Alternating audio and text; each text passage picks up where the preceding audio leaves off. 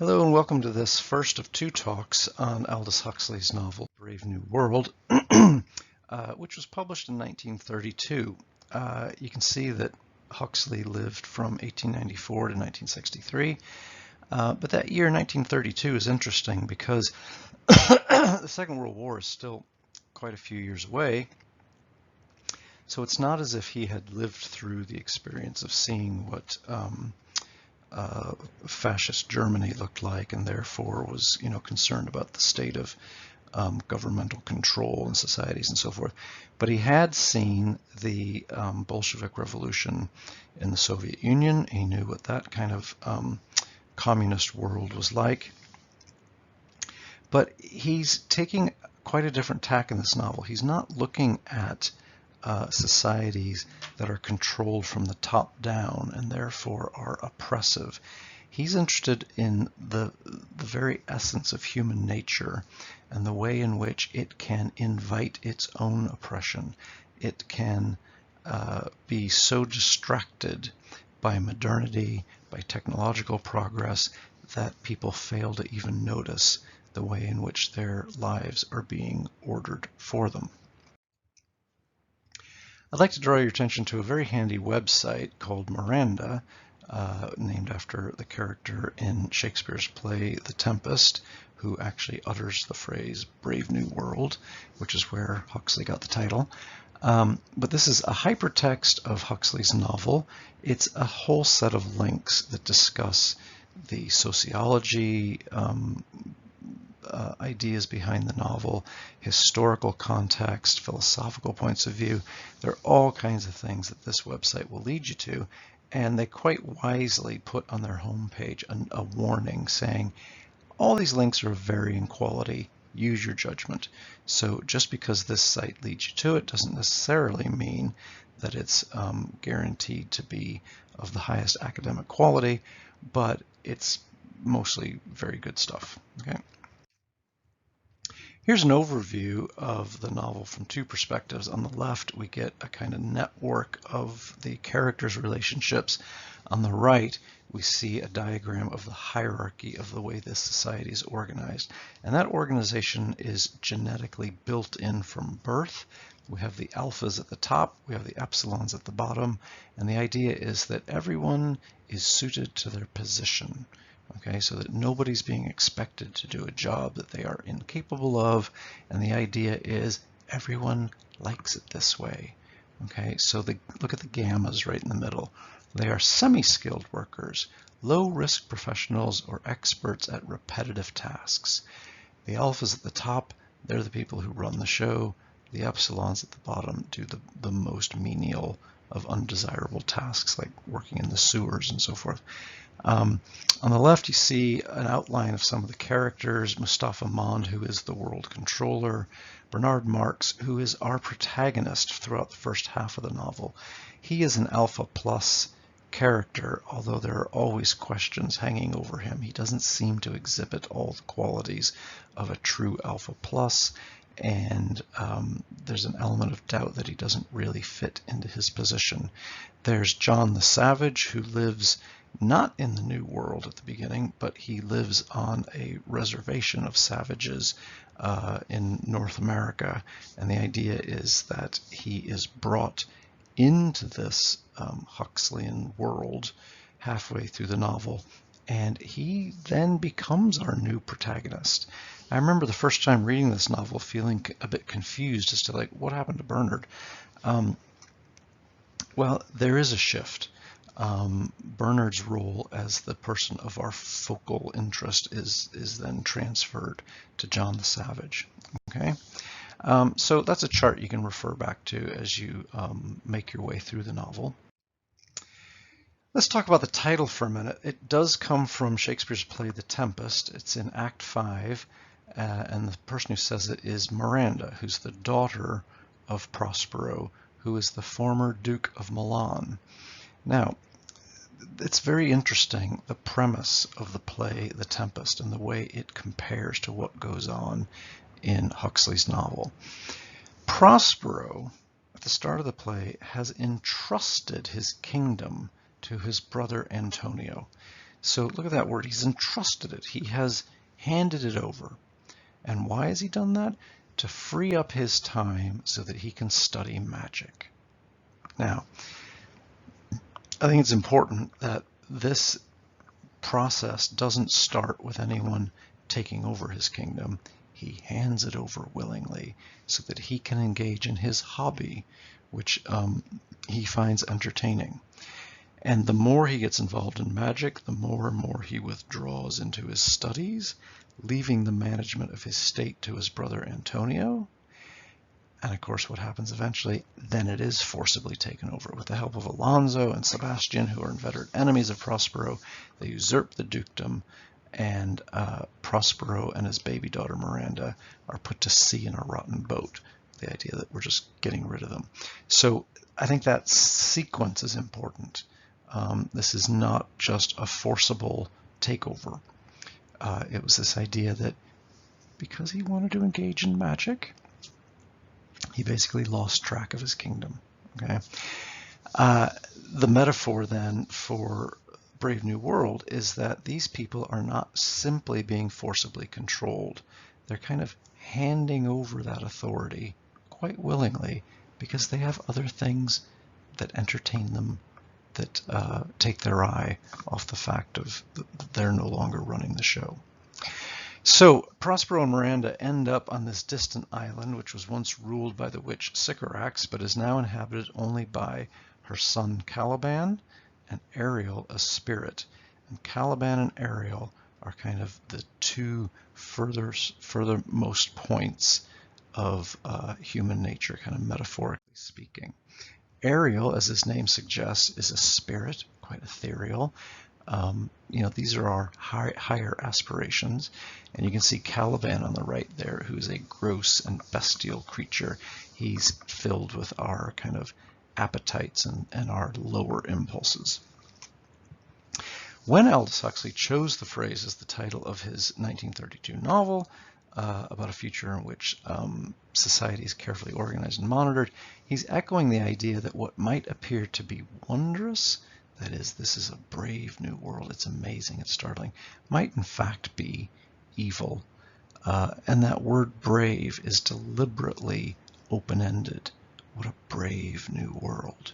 I think that's an odd use of that word. It's not openly judgmental.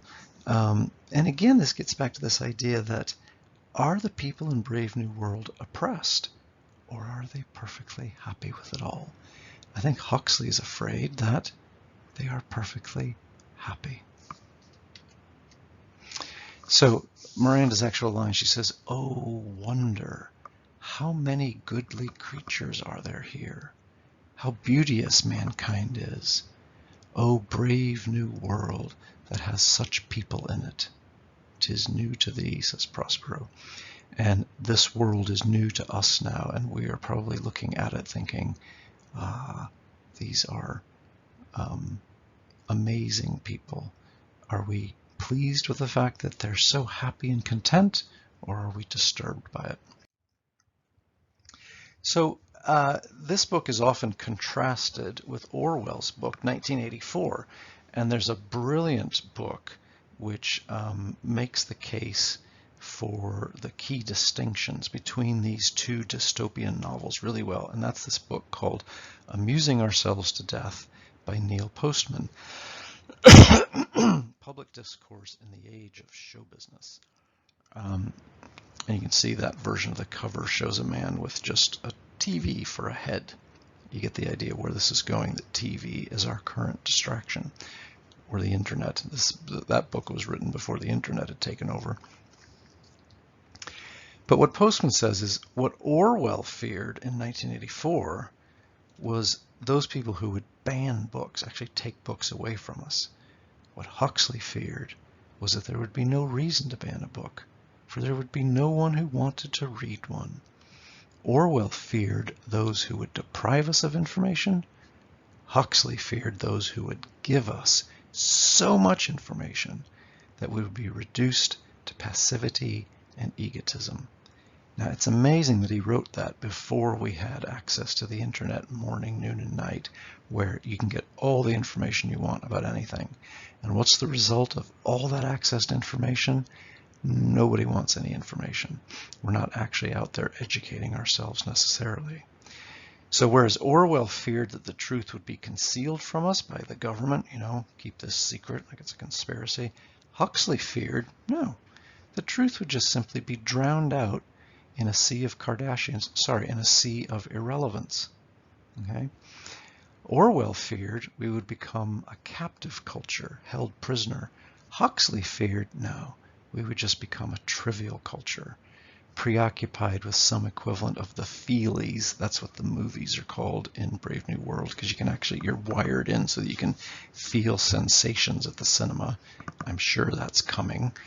The orgy-porgy, that is all this sexual activity, they're encouraged to be sexually promiscuous because they don't want people having meaningful monogamous relationships. Or the game they play, Centrifugal Bumble Puppy.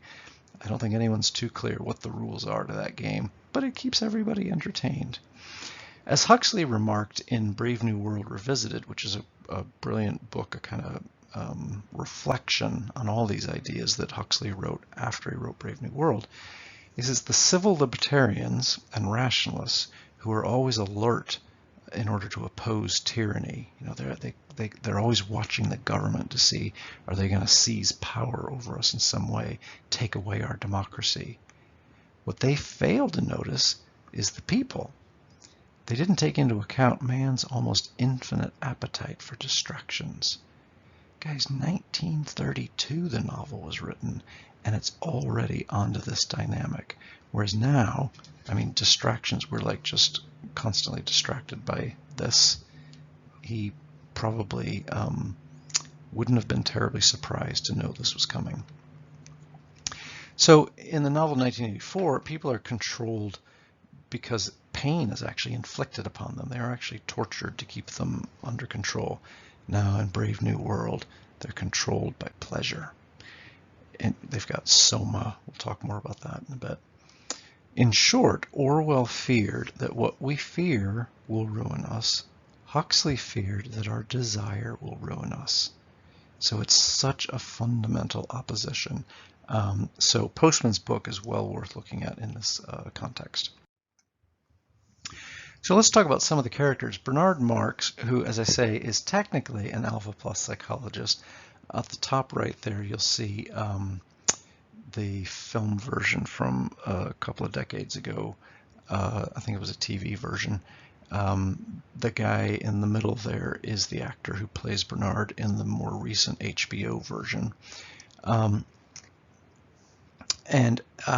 Here's Lenina talking about Bernard. She says, to tell the truth, I'm beginning to get just a tiny bit bored with nothing but Henry every day. That's the guy who she has been seeing kind of possibly a bit too regularly, because again, they don't like people getting too attached to each other. She pulled on her left stocking. Do you know Bernard Marx? She asked in a tone whose excessive casualness was evidently forced. Fanny looked startled. You don't mean to say? Why not? Bernard's an alpha plus. Besides, he asked me to go to one of the savage reservations with him. I've always wanted to see a savage reservation. But his reputation. What do I care about his reputation? They say he doesn't like obstacle golf. That's another one of these games. It's like, oh, we have to go play crazy golf every day. They say, mocked Lenina. And then he spends most of his time by himself, alone. There was horror in Fanny's voice. So you can see Bernard doesn't fit into his slot very comfortably. Now, he's not a brilliant character. He is limited. He doesn't really seem to have the qualities of an alpha plus. But the point is, he doesn't fit. And this society doesn't like people who don't fit in their slot. John the Savage is living out on the reservation. He is the product of a relationship between the director of the hatcheries, the person who controls the birthing process, because nobody's allowed to have children kind of the traditional way. That's just seen as terrible. And the director of the hatcheries and the character of Linda were in the Savage Reservation at one point. Linda got pregnant, gave birth to John. They were left there, and eventually John is brought back, and he comes face to face with his father later in the novel.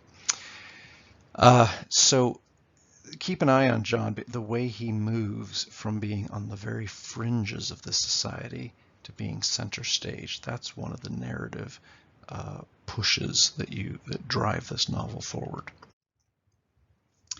Lenina, she is a technician attracted by Bernard, in love with John, a conventional young woman who's drawn unconsciously toward danger, but she represents ideal beauty for John the Savage. Again, there's the older filmed version on the right, and on the left is the actress who plays Lenina in the recent series.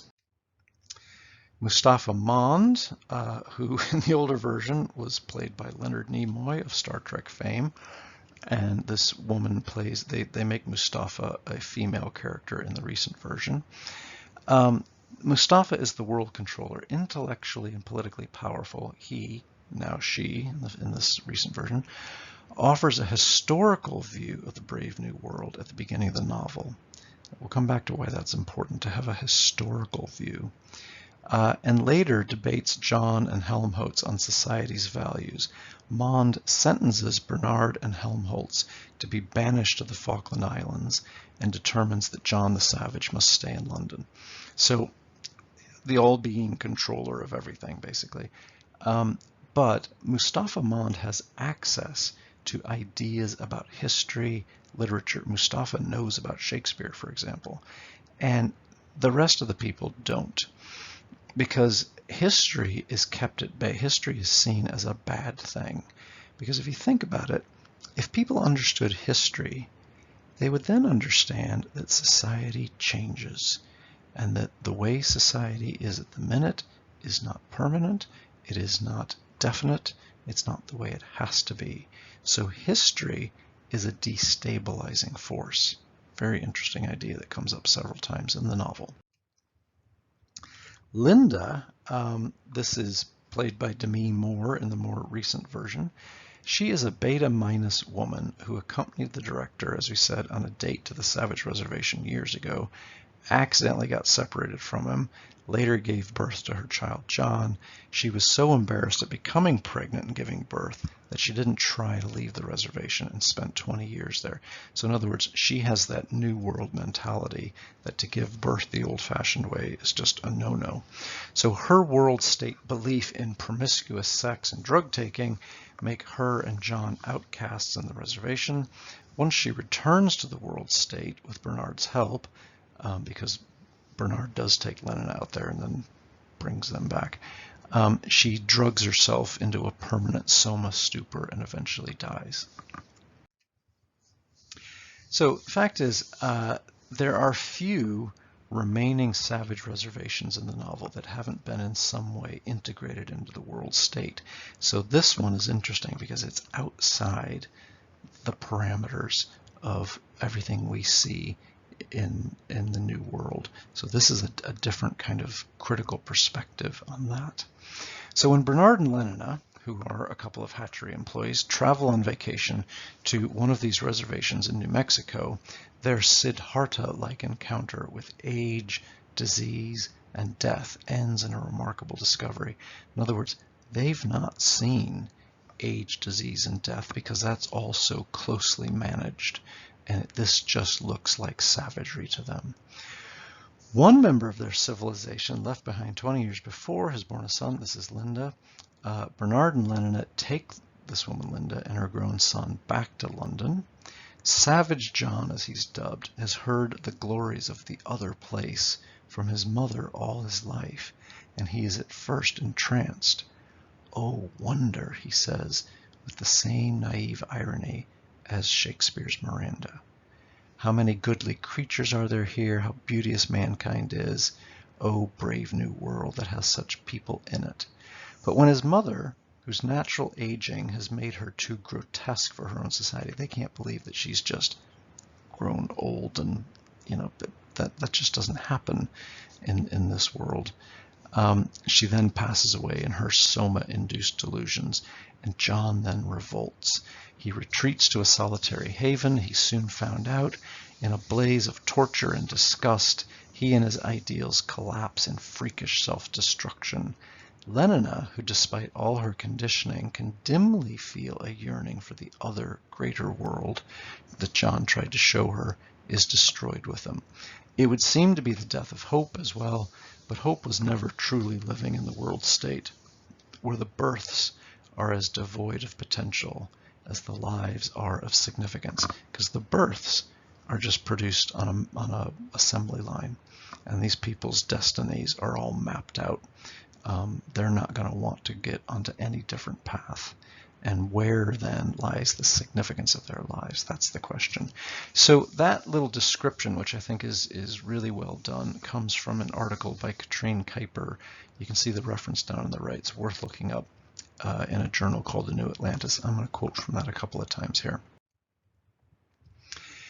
It's also useful to remind ourselves what Huxley said about these kinds of futuristic novels. He says, the future is the present projected, he said. Our notions of the future have something of that significance which Freud attributes to our dreams. So in other words, the way we imagine that the future is going to look is really an expression of how we feel about our present, the things that we're anxious about now. And he says, and not only our notions of the future, but our notions of the past as well. So in other words, the way we write history is also a reflection of our anxieties now. This is very, very true. That's why history gets rewritten and rewritten every generation, because we have different things we want to talk about that we're anxious about now. He says, for if prophecy, that is predicting the future, is an expression of our contemporary fears and wishes, so too, to a very great extent, is history. So Brave New World as a novel is really an expression of the anxieties Huxley feels in 1932. The novelist Margaret Atwood has a great discussion of the novel when she says, again, coming back to this comparison between 1984 and Brave New World, she says, which template was going to win? Which one of these dystopian novels best captured the problems that were coming to society in the future? During the Cold War, when America and the Soviet Union were kind of squaring off to each other, 1984 seemed to have the edge. In other words, the fear was a totalitarian state that would control, that would censor, that would dictate to us. But then, when the Berlin Wall fell in 1989, pundits proclaimed the end of history. Shopping now reigned triumphant. In other words, we're all free to shop now. I know another writer who said, it wasn't nuclear warheads that broke up the Soviet Union. It was Levi 501 jeans. They were a popular brand of jeans back then. The idea that people wanted consumer goods, that's become the new addiction. So shopping now reigned triumphant, and there was already lots of quasi-soma percolating through society, basically drugs. And if you are reading the news at all about the opioid scandal in the States, the degree to which pharmacological companies are producing, doctors are prescribing, and people are taking these pain-killing medications, it does look a lot like the Brave New World. She says, now true, sexual promiscuity, that's trickier because that had taken a hit from AIDS. People became less sexually promiscuous when this disease appeared. But on balance, she said, we seem to be in for a trivial, giggly, drug-enhanced spendorama. That is, Brave New World was winning the race. Now, she says, what about 9/11? She says, that picture too changed with the attack on New York City's Twin Towers in 2001. Now, people started thinking about a kind of fundamentalist society that wanted to have an Islamic superstate. She said now thought crime and the boot grinding into the human face could not be got rid of so easily after all. The ministry of love is back with us, it appears, though it's no longer limited to the lands behind the former Iron Curtain. The West has its own versions now. So this rise in kind of totalitarian thinking, religious theocracies, the idea that maybe the governments of the future will want to force us into certain ways of thinking. But she says, really, the Brave New World vision hasn't gone away. Shopping malls stretch as far as the bulldozer can see.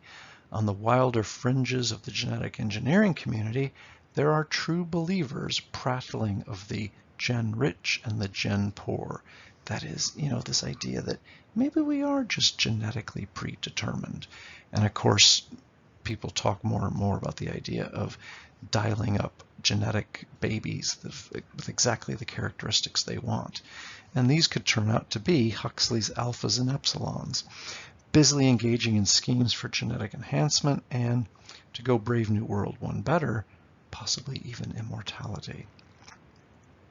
So she gives a great discussion of the contrast between those two novels and how, depending on what's happening historically and socially in our current moment, that determines which novel we feel most drawn to. Personally, I feel that right now we're living far more in a Brave New World type of situation, a world filled with distraction. Okay, so that's the general overview of the big views and themes in this novel. I will thank you for joining me in this. I will see you in the next talk, and we will finish up our discussion of Huxley's Brave New World. See you then.